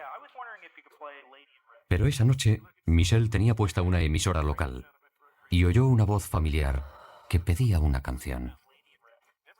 El que llamaba me recordaba mucho a Maynard y me quedé como bloqueada. Me quedé como inmóvil, escuchando. El pinchadiscos le preguntó que cómo se llamaba y él dijo, Maynard. ¿Cómo te llamas? Maynard. ¿Y a quién quieres dedicarle este disco? Entonces se dio cuenta de que le había mentido y le pidió a una vecina que la llevase a la casa de la anterior novia de Maynard, Tammy Erwin. Ahí están. Los temores de Michelle se confirmaron cuando le vio allí fuera con Tammy. Con que de pesca, ¿eh? No es lo que parece. Es exactamente lo que parece. Y mantuvieron una fuerte discusión. Ella no sabía que Maynard estaba viviendo conmigo. Él le había dicho que vivía con un amigo, aunque había estado todo el tiempo conmigo. Michelle echó inmediatamente a Maynard de su casa. Estaba destrozada. No podía creer que alguien pudiera ser tan falso y fingiera ser lo que evidentemente no era. Pero unos días más tarde, Maynard llamó a Michelle invitándola a un picnic para poder hablar. Se disculpó por haberla fallado y pidió a Michelle que le permitiera volver con ella. Me miró y me dijo que sentía mucho todo lo ocurrido. A mí me pareció que lo decía sinceramente. Pero el picnic quedó interrumpido porque Michelle empezó a sentirse mal. Empecé a sentirme tan mal en el parque que no podía marcharme. A los 5 minutos de haber ido al baño tenía que volver otra vez. No solo tenía vómitos y diarrea, sino que, pasados unos 40 minutos, empecé a sangrar mucho. Michelle fue inmediatamente a ver a su médico, pero este no encontró que tuviera nada grave. La ecografía del feto era normal, y una vez más Michelle comprendió que sus síntomas eran provocados por el estrés. Una vez restablecida su relación, la pareja volvió a hablar de casarse. Era muy afectuoso. Me frotaba la espalda, veía la televisión conmigo, todo parecía muy normal. Pero volvió a ocurrir lo mismo. Michelle empezó de nuevo a tener retortijones, sangrar y vomitar. Yo pensé que todo se debía a la ansiedad y al estrés, probablemente por la tensión que le había producido ver a su novio con la otra mujer. Pero fue la hermana gemela de Michelle, Melinda, quien observó una extraña coincidencia. Melinda me dijo, ¿no has notado que cada vez que estás con él te sientes mal cuando se va? Y me quedé horrorizada por lo que estaba insinuando. Michelle recordó que en Florida, Maynard fue el que llevó las copas de la barra a la mesa en la que estaban, poco antes de que se sintiera mal por primera vez. Y también le preparó la bebida en el picnic, antes del segundo incidente en el que sangró. Pero, ¿qué era lo que él hacía con las bebidas? Para averiguarlo, ella le tendió una trampa y tuvo la precaución de grabarlo. Michelle Baker cada vez sospechaba más del comportamiento de su prometido. Maynard le dijo a Michelle que iba a llevar a sus hijos de vacaciones a Florida. Michelle sospechó que mentía. Para comprobarlo, Michelle fue a la casa de la antigua novia de Maynard, y allí estaba su coche. A través de una ventana abierta, Michelle oyó que Maynard y Tammy Erwin estaban hablando de su embarazo. Tammy le preguntó a Maynard qué era lo que pensaba hacer respecto al bebé. Y Maynard le respondió que no había por qué preocuparse y que tal vez ya se habría resuelto el problema. Me dio un vuelco el corazón y en ese momento comprendí que Maynard estaba tramando algo. Michelle fue inmediatamente a la policía y les dijo que sospechaba que Maynard estaba intentando hacerle abortar. Cuando nos contó esa historia, me pareció que solo eran fantasías. No era el típico caso que suele llegar a mi mesa. Al principio no me lo creí, desde luego. No podía imaginarme que nadie fuera capaz de hacer una cosa así. Era lo más extraño con lo que me había topado después de 25 años de experiencia. La policía quería que Michelle se sometiera al detector de mentiras, pero las normas del departamento prohíben que se le realice esa prueba a mujeres embarazadas. Le dijimos que debido a la profesión de él, íbamos a necesitar muchas pruebas que demostraran su culpabilidad en el asunto. Pero sin tener pruebas, poco podía hacer la policía. Así que Michelle puso en marcha su propia investigación. Debajo de una planta artificial que había en la cocina, Michelle y su amiga escondieron una videocámara enfocándola directamente a la encimera. Estaba asustada. Tenía miedo de que él la viera. Entonces, invitó a cenar a Maynard. En cuanto llegó, Michelle le dijo que iba a salir a poner las chuletas en la barbacoa y le pidió que le preparase una copa. En la grabación se vio claramente que Maynard había puesto una sustancia extraña en la bebida de Michelle. Cuando él le dio la bebida a Michelle, ella se disculpó para ir al baño, donde tenía escondido un contenedor de plástico. Al verter la bebida en el contenedor, había como lodo blanco en el fondo de la copa. Una cantidad enorme. No fue un poquito, sino muchísimo. Entonces aclaré la copa, vertí en ella una Coca-Cola y escondí lo que él me había puesto. Luego volví, me senté en la mesa y cené con él. Me sentía asqueada, pero comprendía que esa era la única forma de demostrarlo. Era la única forma de mantenerle lejos de mi bebé. Le resultó difícil superar la cena. Michelle estaba impaciente por ir a la policía y durante toda la cena no dejó de sonar su teléfono. Era Tammy Erwin, que quería hablar con Maynard. Cuando por fin se marchó Maynard, volvió a sonar el teléfono otra vez. Era Maynard dándole una mala noticia. Me dijo, ¿quieres saber por qué está Tammy tan enfadada? Y yo le dije, sí, ¿por qué no me dices por qué está tan enfadada? Y me dijo, porque es mi mujer. Se había casado con ella esa semana. La policía envió inmediatamente la bebida de Michelle al laboratorio. Yo pensé, esto es ridículo. No tenemos ni idea de lo que estamos buscando. No es un típico caso forense, así que ¿por dónde vamos a empezar? Podía haber cualquier tipo de droga en la bebida. La policía tuvo una corazonada y llamó a un farmacéutico local pidiéndole una lista de medicamentos que pudieran dañar a un feto si lo tomara una mujer embarazada. El medicamento más común que suele recetarse en esos casos era algo para la úlcera de estómago: el Cytotec. Pusieron el contenido de la bebida de Michelle bajo un cromatógrafo de gas con espectrómetro de masa. El cromatógrafo separa los distintos elementos y el espectrómetro de masa los analiza. Comparamos el conocido Cytotec que recibimos de la compañía farmacéutica con la sustancia encontrada en la Coca-Cola y encontramos que coincidía. Por lo tanto, la Coca-Cola contenía Cytotec. También es un medicamento que en pequeñas dosis sirve para inducir al parto. El efecto de este fármaco en particular es que provoca contracciones. Pero la policía tenía un problema. No había pruebas de que Maynard hubiera mezclado el Cytotec con la bebida de Michelle. Cualquier abogado defensor astuto podría decir que Michelle había preparado la mezcla para tenderle una trampa a él. Así que la policía tendió su propia trampa. A pesar de que Michelle Baker había grabado en vídeo la escena en la que su prometido vertía algo en su bebida, las autoridades temían que esa prueba no fuera admitida ante un tribunal. Pensábamos que una cinta de vídeo presentada por la demandante no tendría tanta validez como una cinta grabada por nosotros. No sería tan concluyente como una prueba presentada por nosotros. De modo que unos días más tarde, la policía instaló su propia cámara de vigilancia en la cocina de Michelle.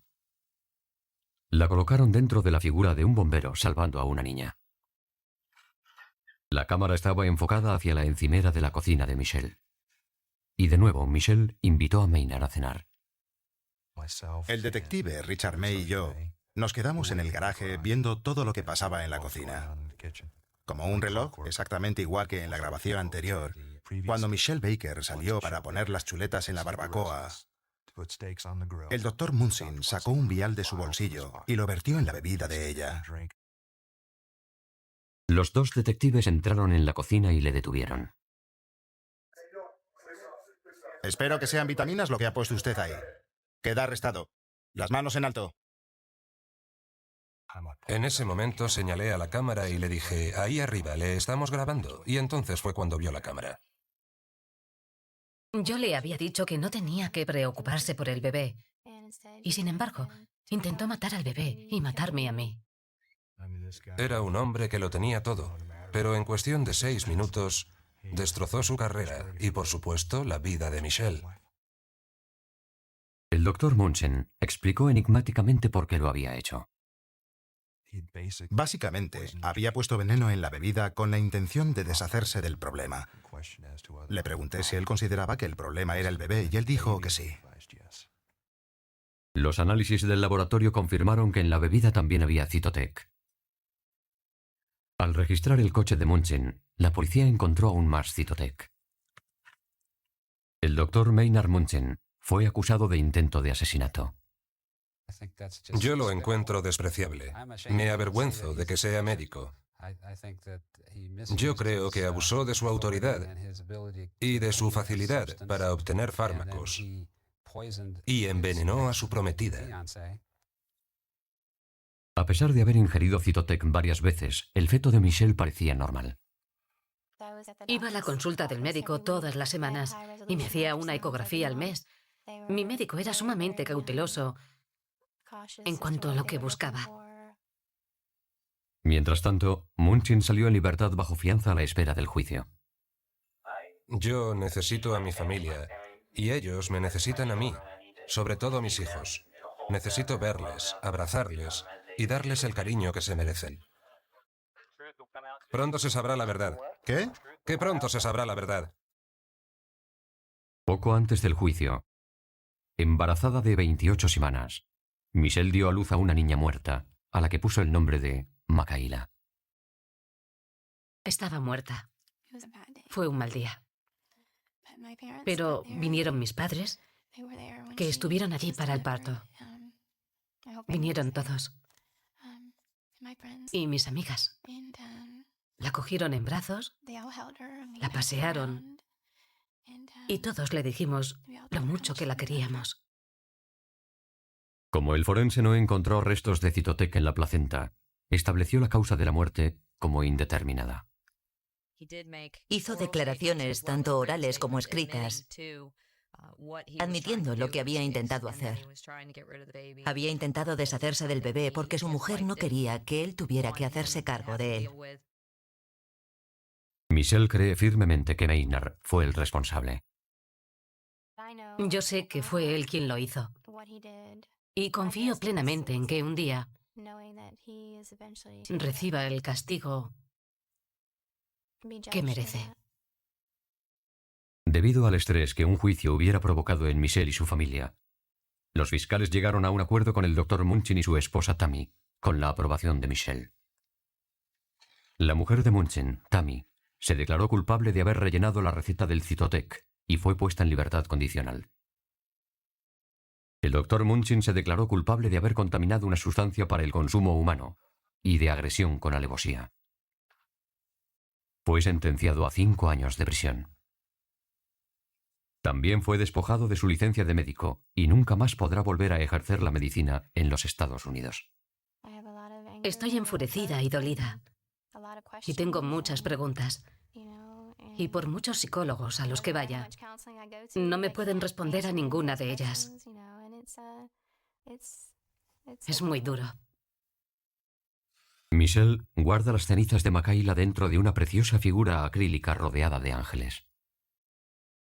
Afortunadamente, las sospechas de Michelle, el buen trabajo policial y la nueva tecnología forense lograron identificar la droga con rapidez. La identificación de esa sustancia podría haber sido un proceso muy largo, porque en realidad no teníamos ni idea de por dónde empezar ni lo que estábamos buscando. Podría habernos llevado varios meses determinar lo que era. Un retraso de varios meses habría impedido que la policía captase el delito por segunda vez en una cámara de vídeo. Dripping Springs, Texas. Un lugar en el que se puede disfrutar de toda la belleza de las colinas de Texas y al mismo tiempo estar en la ciudad de Austin en poco más de media hora. Melinda Ballard se quedó prendada de Dripping Springs y compró esta mansión de estilo georgiano sobre un terreno de 30 hectáreas. En 1994 conoció a Ron Allison. Después de un corto noviazgo de 1 año, la pareja contrajo matrimonio. Él era todo lo que una mujer puede desear. Era inteligente, un hombre decidido, muy trabajador, igual que yo. Así que congeniamos enseguida en ese sentido. Era un hombre estupendo. Los dos compartíamos los mismos intereses. Los dos queríamos formar una familia. Eso era lo más importante. y teníamos carreras muy parecidas. Melinda había dirigido su propia compañía de relaciones públicas, un negocio que había vendido en 1989, pero en el que ella seguía trabajando. Yo era miembro de la junta directiva del banco y seguía representando a varios clientes que ya habían estado conmigo en mi compañía de Nueva York. Ron trabajaba como asesor financiero y era el jefe del departamento de finanzas de su compañía. En 1996, Melinda dio a luz a su hijo, Reese. Ron disfrutaba siendo padre y entrenador de béisbol los fines de semana. Pero entonces, en febrero de 1999, el pequeño Reese, de 3 años, contrajo lo que parecía un resfriado.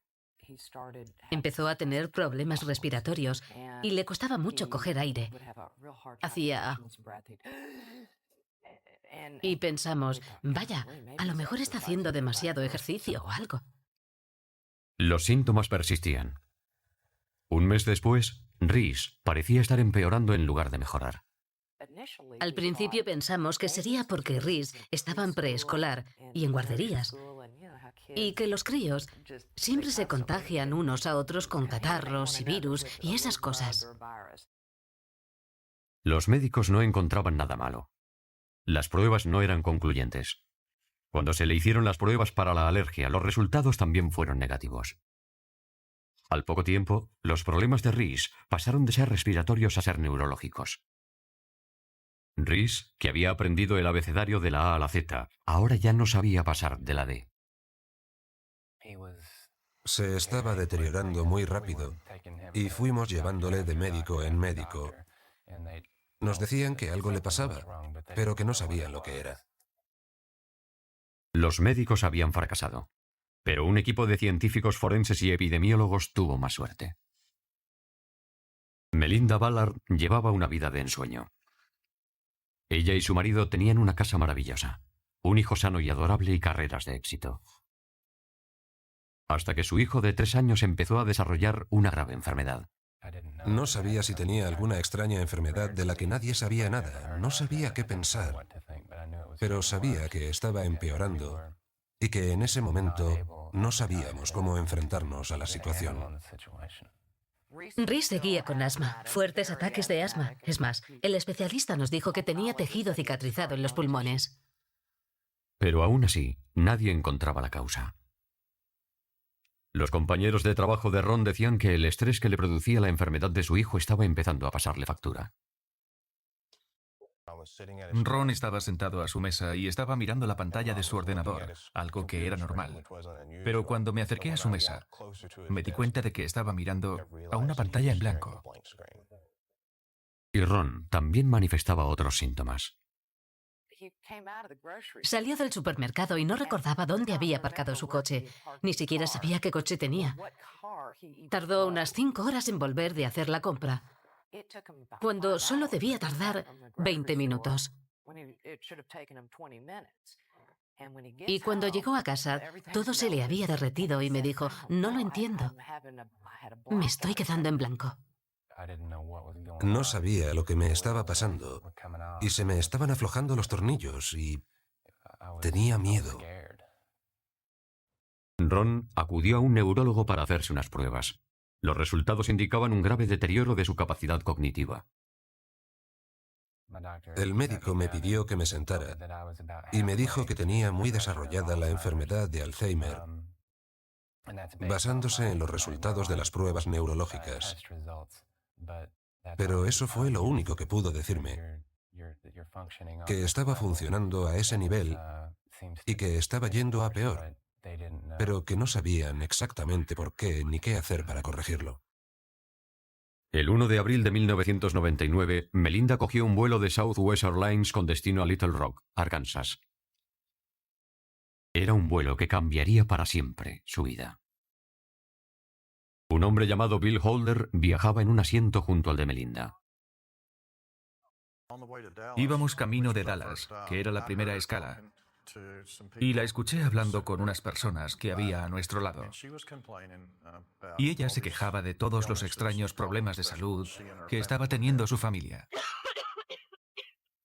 Y de repente, Melinda se sintió indispuesta.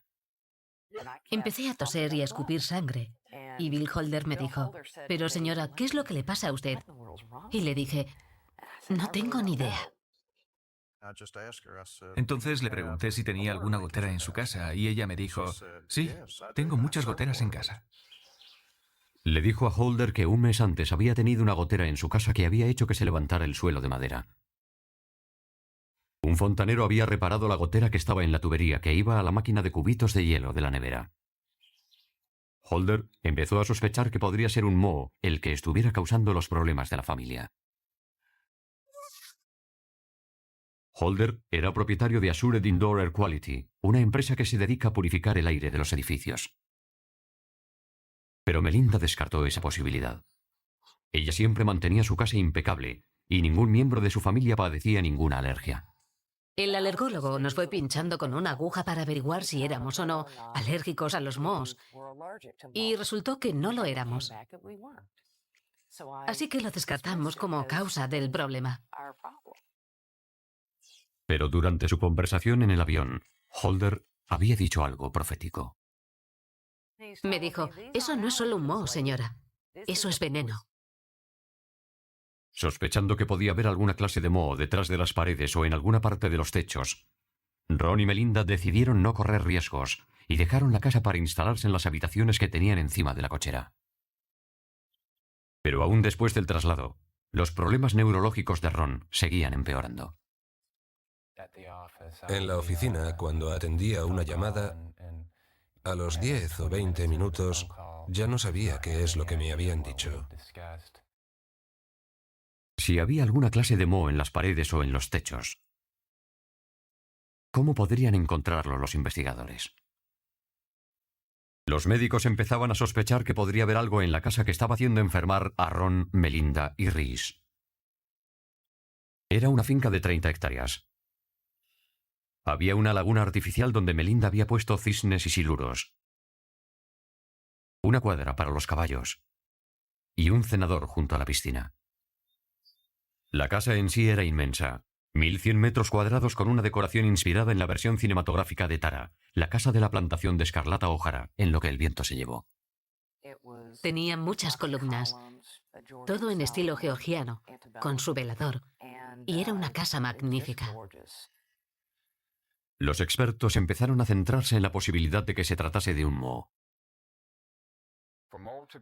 Para que crezca el moho, tiene que haber humedad en lugares inadecuados. Tiene que haber celulosa, que suele estar en muchos materiales de construcción. Por ejemplo, planchas de escayola, falsos techos y tableros de aglomerado. Pero también la temperatura apropiada y oxígeno. Melinda le pidió a Bill Holder que inspeccionara su casa para ver si encontraba algo sospechoso. Empezó buscando detrás de la nevera, donde se había originado la fuga de agua, y debajo del suelo de madera de la primera planta. Primero cogemos un trozo de cinta adhesiva transparente. La aplicamos sobre la zona contaminada y luego la pegamos a un portaobjetos. Y después usamos un bastoncillo de algodón esterilizado para tomar una muestra de la superficie, que después se mete en un tubo esterilizado y se envía al laboratorio para hacer los análisis.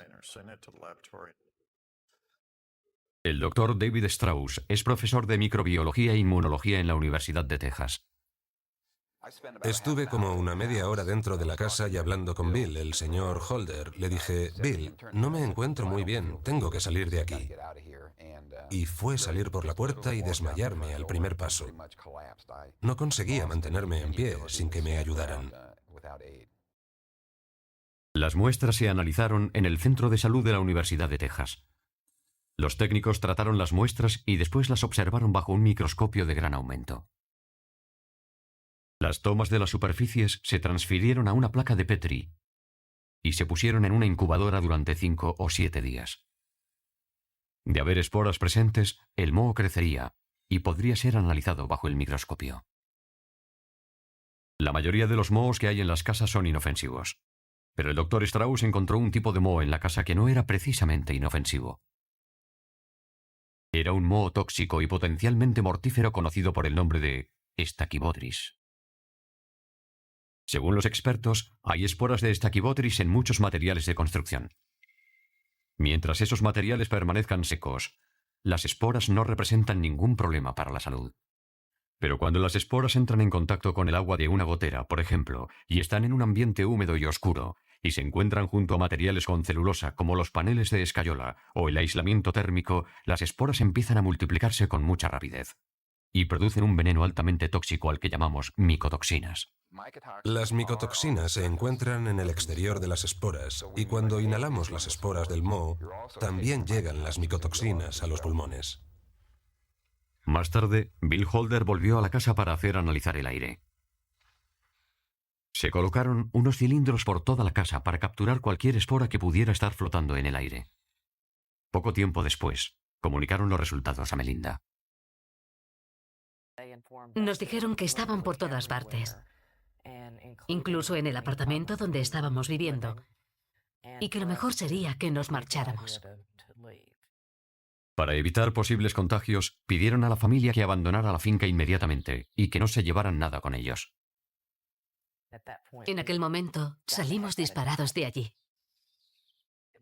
Nos fuimos sin coger nada de la casa por el peligro que había de contaminación. No queríamos llevarnos el problema con nosotros. Los edificios nunca se curan solos. Es más, si se deja solo un edificio que está infectado, va a peor. Melinda y Ron esperaban que los problemas de salud de la familia desaparecieran al abandonar la casa. Pero no fue así. Ron es un hombre brillante de verdad. Pero ahora se ha convertido casi en un... Es triste decirlo, pero ahora lleva un librito de notas en el bolsillo con el número de teléfono de su casa, el número de la matrícula del coche y ese tipo de cosas. No es que sea un vegetal ni nada de eso, pero sabemos que le ha afectado gravemente todo esto. Ron quería muchísimo a su hijo y a veces se ponía a hablar de su hijo y decía, porque mi hijo... Y se paraba porque no recordaba el nombre de su hijo. Los problemas de memoria de Ron le obligaron a dejar su puesto de trabajo. Reese siguió sufriendo ataques de asma y teniendo problemas de aprendizaje. Solo Melinda consiguió salir adelante sin problemas de salud permanentes. Los médicos no saben por qué. Los mohos se reproducen mediante esporas microscópicas. No se pueden limpiar de las superficies porque al hacerlo se liberarían miles de esporas al aire. En lugar de eso, hay que retirar todas las partes contaminadas del edificio, meterlas en bolsas de plástico herméticamente cerradas y deshacerse de ellas. Ahora la cuestión era si podría salvarse la casa. Melinda y Ron abandonaron la casa de sus sueños, después de que los científicos determinaran que la casa estaba infectada por un moho potencialmente mortífero que crecía detrás de las paredes y los techos. La pareja decía que la primera vez que habían notado problemas de humedad había sido por la fuga que había detrás de la nevera y que ya había arreglado el fontanero. La fuga de agua había producido grandes daños en el suelo de toda esa zona. La pareja quiso reparar la avería inmediatamente, pero la compañía de seguros dijo que no. Le pedimos a la compañía de seguros por escrito que nos permitiera empezar las reparaciones cuanto antes y al menos ir retirando los suelos dañados. Y la compañía de seguros nos dijo que si hacíamos alguna reparación antes de que se terminara la investigación, perderíamos el seguro. Los científicos dicen que la mayoría de los mohos que hay en las casas son inofensivos, pero que en el caso del Stachybotrys hay que eliminar el moho inmediatamente, ya que puede extenderse con rapidez. El coste de eliminar todo el Stachybotrys de la casa de Ron y Melanie se calculó en un principio en $1 millón. La compañía de seguros ofrecía menos de $200.000. Mientras las dos partes intentaban llegar a un acuerdo, los expertos encontraron 13 fugas de agua más y una gotera en el tejado, lo que agravaba aún más la contaminación por Stachybotrys. Ellos querían investigarlo todo a fondo y comprendíamos que estuvieran en su perfecto derecho de hacerlo.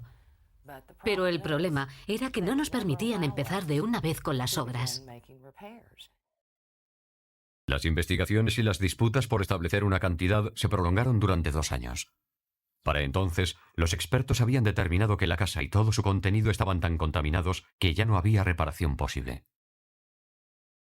Para entrar en la casa, Ahora Melinda debía llevar un traje especial y una mascarilla para protegerse del moho venenoso. Los expertos recomendaron que se demoliera toda la casa.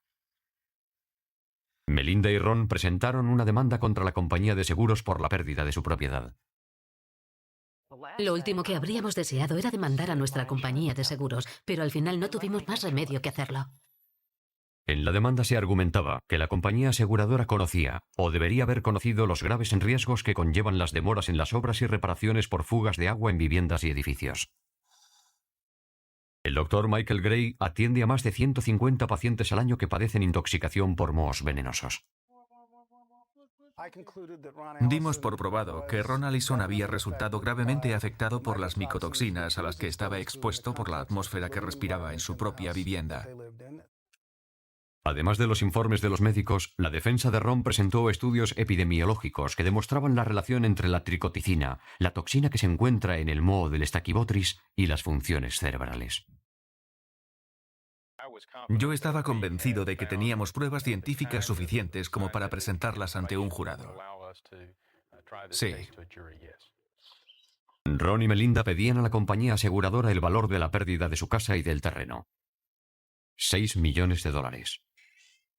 El jurado tardó casi 3 días en alcanzar un veredicto. Pero no fue por los $6 millones que Melinda y Ron demandaban. El jurado decidió indemnizar a la pareja con $32 millones. Para mí fue un gran alivio que se hubiera hecho justicia.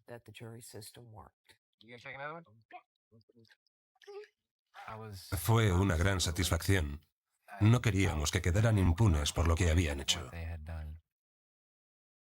La sentencia está pendiente de apelación. La fabulosa residencia que antes fuera su hogar, ahora está abandonada. Y ha sido saqueada en varias ocasiones. Ron aprende a vivir con sus problemas de memoria. Introduce su horario en su ordenador de bolsillo todas las mañanas y depende de las alarmas para poder estar al día. Con el propósito de que todos los ciudadanos conocieran los derechos que les asisten en caso de tener problemas con las fugas de agua, Melinda creó su propia página web, policyholdersofamerica.org. No se trata solo de haber perdido una casa. Estamos hablando de la salud de un niño y un hombre enérgico y trabajador que ha perdido su identidad. Y no quiero que esto le ocurra a ninguna otra familia. Eso se lo aseguro. Todos los médicos y doctores y todos los científicos que han colaborado en el caso son mis héroes. Son nuestros héroes. 9 de diciembre de 1996, Seattle, Washington. Iba a ser un día especial para Raquel Rivera, de 22 años. Iniciaba un nuevo trabajo como recepcionista en unas oficinas del centro. Yo la vi la noche anterior y estaba entusiasmada. Se sentía un poco indispuesta y le preocupaba no poder ir al nuevo trabajo, pues le hacía muchísima ilusión. Raquel compartía esta casa en la zona de South Park de Seattle con su novio de toda la vida, Jay Johnson. Llevaban juntos desde el instituto y tenían el plan de casarse. Yo adoraba a Jay. Era encantador, le adoraba. Era muy bueno con mi hija. Se llevaban muy bien. Acababa de amanecer cuando los vecinos oyeron disparos que procedían de la casa de la pareja. Se oyeron 4 o 5 disparos, luego silencio y después unos 6 disparos más. Cuando llegó la policía se encontraron con la puerta principal arrancada de cuajo y las ventanas acribilladas a balazos. En el interior había 2 cadáveres. Lo único que tenemos ahora es que hemos encontrado 2 personas en la casa, un hombre y una mujer, ambos muertos. La madre de Raquel Rivera, que vivía a tan solo una manzana de allí, recibió la llamada telefónica que todo padre teme. Cuando llegué allí había policías por todas partes. No me dejaron entrar en el apartamento. Y dije, tiene que ser Raquel.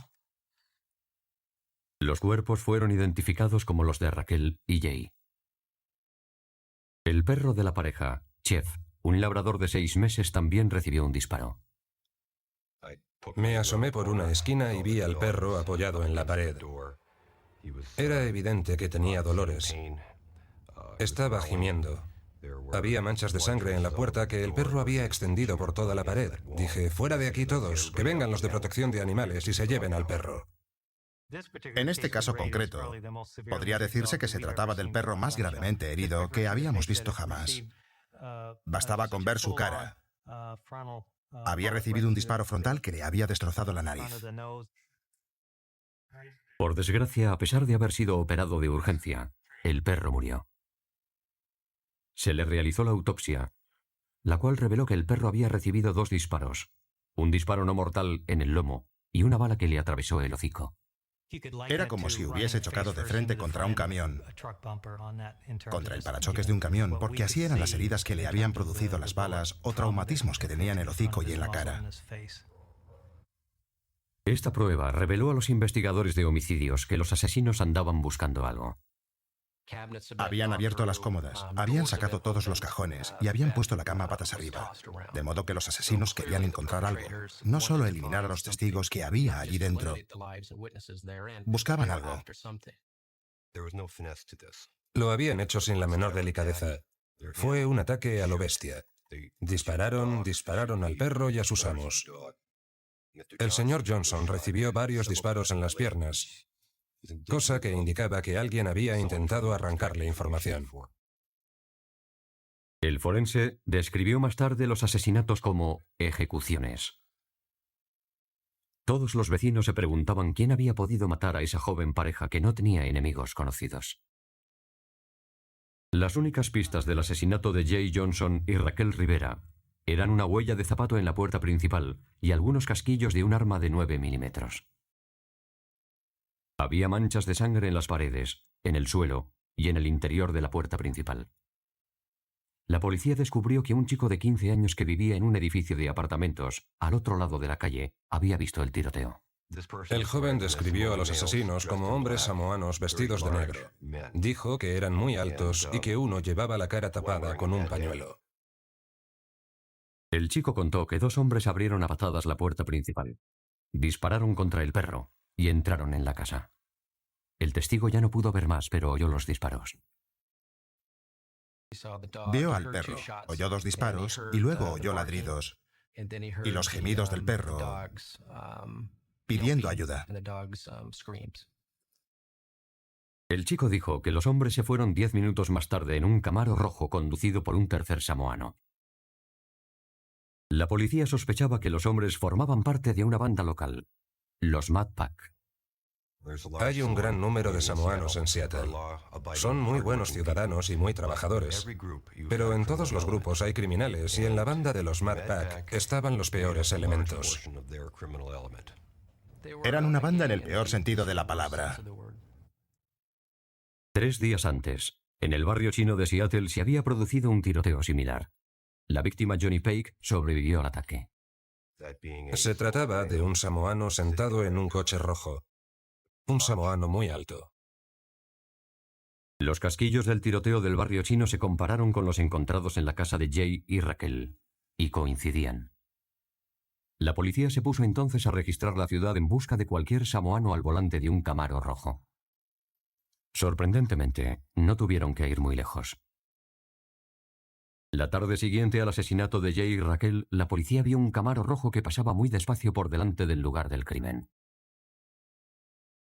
Volver al lugar del crimen a comprobar cómo están las cosas es algo que a menudo hacen los sospechosos. Es el clásico tópico de la vuelta al escenario del crimen. Es bastante común. El conductor del Camaro rojo era Charles Neko, un conocido miembro de la banda de los Mad Pack. ¡No demostraréis nada, malditos incompetentes de mierda! Aunque Neko negó toda implicación con el tiroteo, el testigo de 15 años le identificó como el hombre que conducía el vehículo en la huida. Cuando le amenazaron con la pena de muerte, Neko contó a la policía lo que había ocurrido. Dijo que el móvil era la droga. Los miembros de la banda de los Mad Pack habían oído que Jay y Raquel tenían cocaína en su casa y decidieron robarla. Pero después de forzar la puerta de la casa, la pareja dijo que no tenían cocaína, y entonces los hombres iniciaron un tiroteo. Neko identificó a los atracadores como Kenneth Lewaliali, de 22 años, al que todos llamaban Sabo Garras, y Josh Tuilefano, de 24 años, conocido como Scooby. Ambos eran miembros importantes de la banda. Yo sabía quiénes eran porque solían merodear por South Park. Eran unos matones. Siempre andaban pegando a la gente. Ambos hombres negaron tener relación alguna con el tiroteo y dijeron que tenían coartada. En el registro de sus apartamentos no se encontró ningún arma de 9 milímetros. La huella de zapato encontrada en la puerta principal no coincidía con ninguno de los dos sospechosos. Y la chaqueta de Sabo Garras, con 8 manchas de sangre en una manga, fue enviada al laboratorio para hacer la prueba de ADN, pero no era la sangre de la víctima. Los análisis demostraron que no se trataba de sangre humana porque el genotipo no se parecía en nada a los genes que tenemos los seres humanos. Entonces todos nos quedamos rascándonos la cabeza y diciendo, ¿qué es lo que pasa aquí? De hecho, los investigadores no estaban nada seguros. Sin tener pruebas forenses que vincularan a los sospechosos con el crimen, la policía de Seattle temía que iba a ser difícil conseguir una condena. Jay Johnson y Raquel Rivera ya descansaban uno junto a otro en un cementerio de Seattle, pero sus familias exigían justicia. Para descifrar exactamente lo que había ocurrido en el escenario del crimen, el investigador O'Keefe necesitaba saber cuál era la sangre del perro y cuál era la de Jay y Raquel. Solicité a través de la sargento Cindy Tolman que un agente llevase el perro a un veterinario y le sacara una muestra de sangre lo más rápido posible. En aquel momento me preocupaba diferenciar la sangre humana encontrada en el lugar del crimen con la sangre de perro. Las manchas de sangre y los casquillos encontrados en el apartamento junto con la declaración del chico de 15 años que vivía enfrente proporcionaron a la policía una idea de lo que había ocurrido. Después de que los atracadores abrieran la puerta a patadas, el perro recibió un tiro en el lomo. Entonces, 2 hombres entraron en el dormitorio, donde dispararon a Raquel. Llevaron a Jay a una habitación contigua y le dispararon a las piernas mientras le exigían que le entregaran la cocaína. Uno de los hombres se fue para disparar una vez contra Raquel. Y cuando Jay dijo que ellos no tenían ninguna droga, le mataron. A pesar de la herida en el lomo, Jeff intentó proteger a sus amos y corrió al dormitorio para atacar a los asesinos.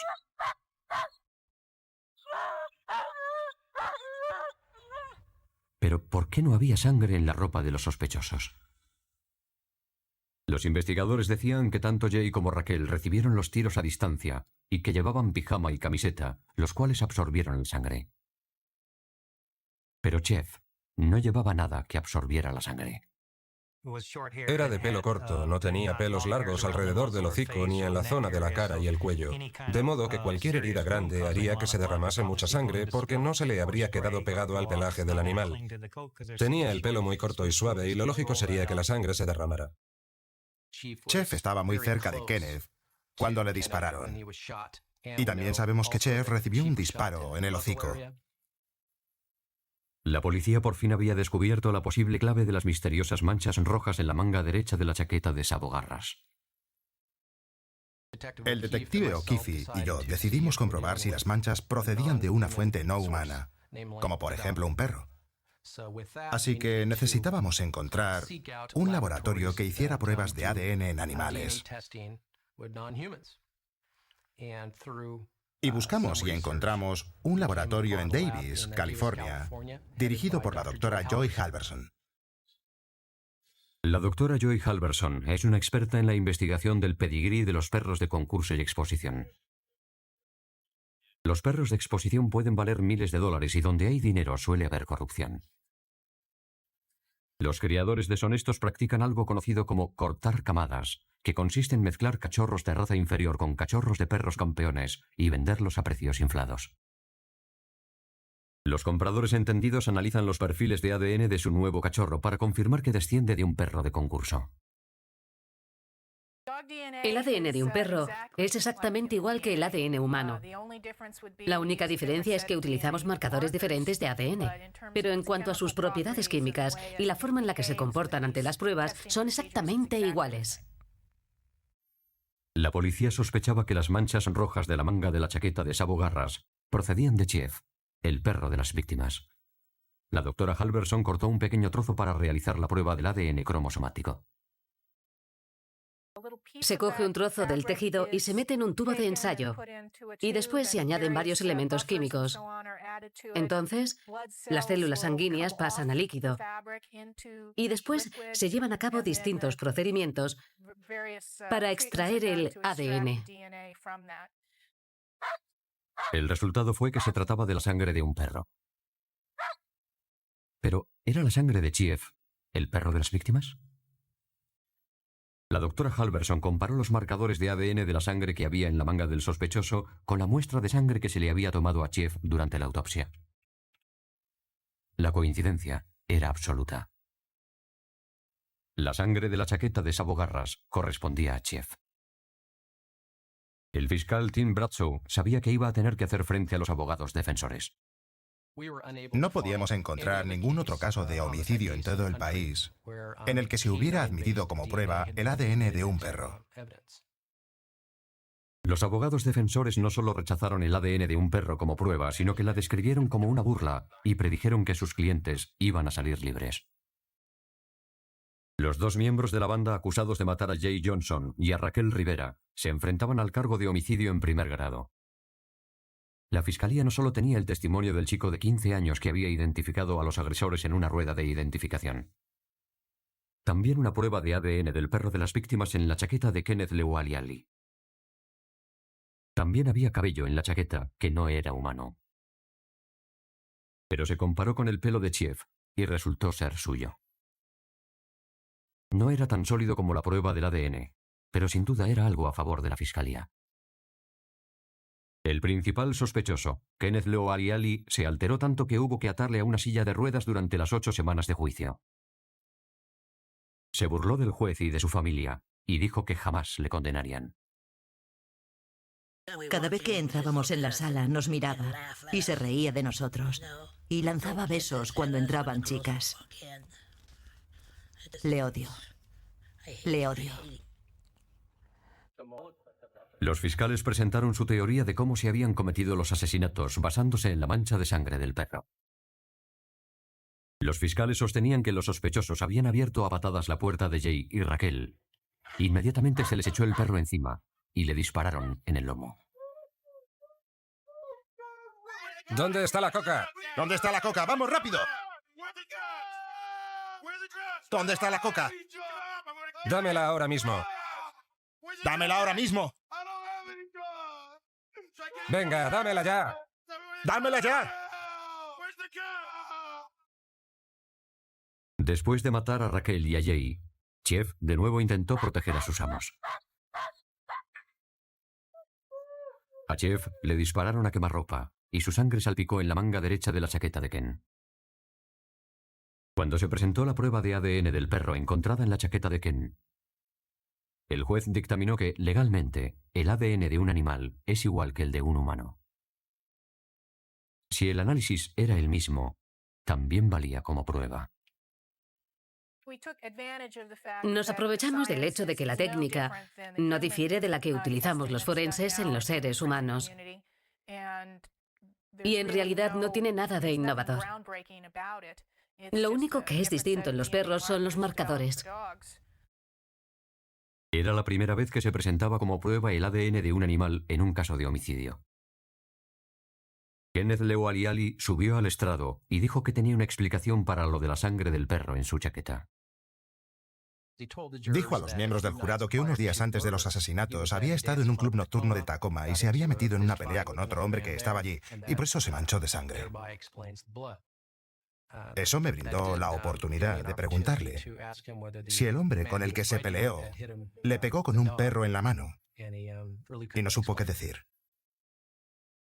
Después de 12 horas de deliberación, el jurado sentenció a los dos acusados a cadena perpetua sin posibilidad de condicional.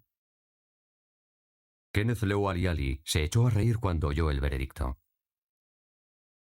Pero el último en reír fue Chief, el valeroso perro de las víctimas. Hice unas cuantas bromas sobre el caso y el perro, pero la tercera víctima de este caso, Chief, fue fundamental para resolverlo. Y bueno, le estamos muy agradecidos, así como también estamos agradecidos a la comunidad científica por haber colaborado con la justicia. Jay y Raquel habían comprado a Chief para protegerse. Lejos estaban de saber que un día llevaría a sus asesinos ante los tribunales.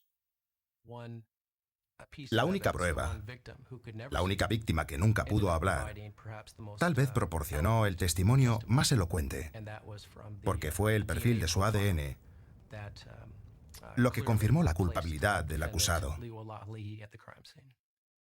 El veredicto no dejó muy satisfecha a la madre de Raquel, quien ahora defiende la idea de tener siempre un perro en casa.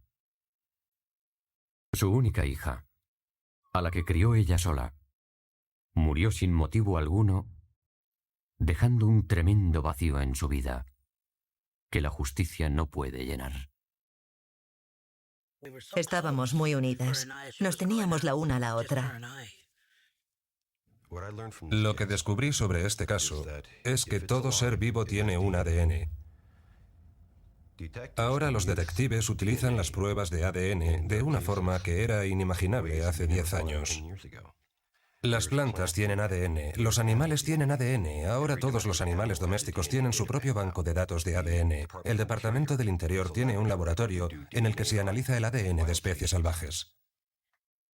Como yo tengo animales, sé por experiencia propia que si miro ahora mi ropa encontraré pelos. Y que si alguien me secuestrara y me metiera en el maletero de un coche, probablemente algunos de esos pelos quedarían en ese maletero. Así que si alguien está alerta y piensa en esas cosas, creo que son una importante fuente de pruebas. De modo que es fundamental que los investigadores estén pendientes de estos detalles en cualquier escenario de un crimen. Y que sean abiertos e imaginativos respecto a las aplicaciones que la ciencia puede proporcionar. Porque en gran parte la ciencia nos abre nuevos caminos y tenemos que estar muy al día de los nuevos adelantos.